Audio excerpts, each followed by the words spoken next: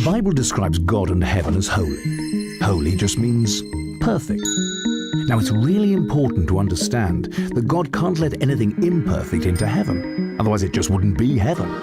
The Bible also says that all of us have a body and a soul. At death, our body is either buried or cremated. But our soul, which is the real you, lives on forever, either in heaven or hell. Do you know anyone who has never broken any of God's laws? The answer's obviously no. So here's our problem. All people have broken God's laws. Therefore, all people have imperfect souls. So if at death your soul could either go to heaven or hell, but to get to heaven, you must have a perfect record, and none of us have one, then sadly all of us must be headed for hell. Now that might seem harsh, and you might ask the question, how could a loving God create a place like hell, let alone send someone there? So let's look at it this way. Think of someone you love very much. Now imagine that person is brutally murdered.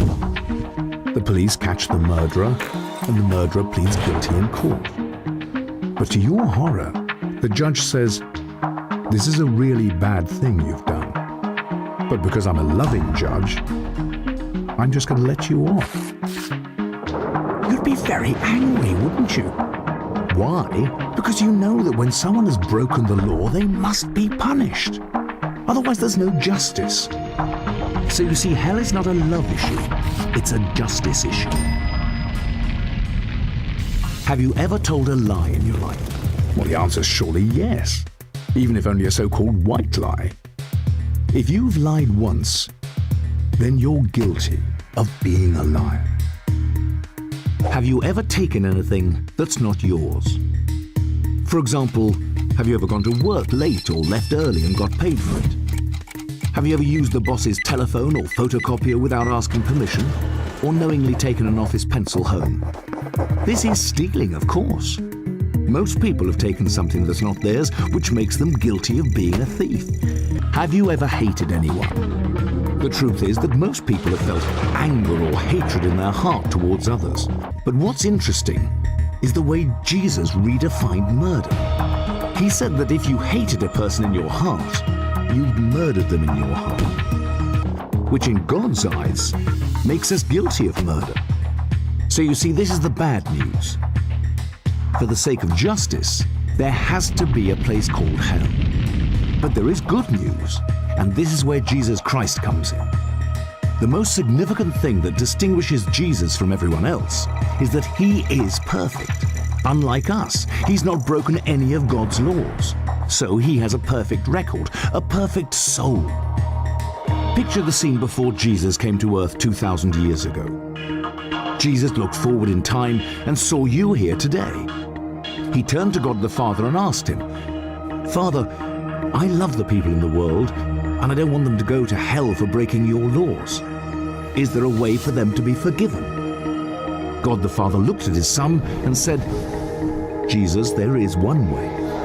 Go to earth and become a human being, but live a perfect life. Then die a cruel death on a cross to take the punishment that the people in the world justly deserve for breaking my laws. When you do this, I can make it possible for them to be forgiven, and 2,000 years ago, he came to lay down his life for us, to pay the price for all of God's laws that we've broken. And there is no greater love than when someone lays down their life for another. But there is still something that we must do to be forgiven. There are three major events in everyone's life. There's birth and death. Ultimately, we have no control over these. But the third major event is when we ask Jesus to give us his perfect record. God's gift of forgiveness is clear. We're not forgiven by being christened or baptized or confirmed, not even by praying occasionally or going to church, or by believing in God, or by trying to be good. These are all good things, but none of them give us forgiveness. Jesus said that there are two things that we must do to be forgiven. The first is that we must be willing to turn away from anything we know is wrong in our life. The second thing we must do is surrender to Jesus. Now, surrender means this. If God made you and the entire universe that surrounds you, don't you think he deserves to be the central person in your life? Surrendering to Jesus is when we acknowledge him as our Savior and humble our lives to him in service. When you die, you will go before God on Judgment Day, and Jesus will say to you, "You, my beautiful child, have my perfect record, which I gave you when you turned and surrendered to me on earth, and I forgave you. Welcome to heaven." But say you never turned and surrendered. Think about what would happen. When you die, you'll go before God at judgment, and God will say to you, "I'm sorry, I can't let you enter heaven. I have to send you to hell." So how about you? If you die tonight, where will you go?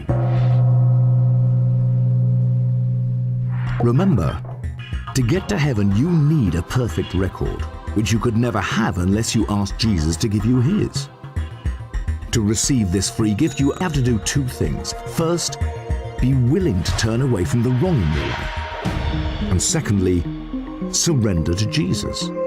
Unless you do these two things, it's impossible to be forgiven. And at death, it's impossible to get into heaven. Which is so sad, because this is the very reason Jesus died for you.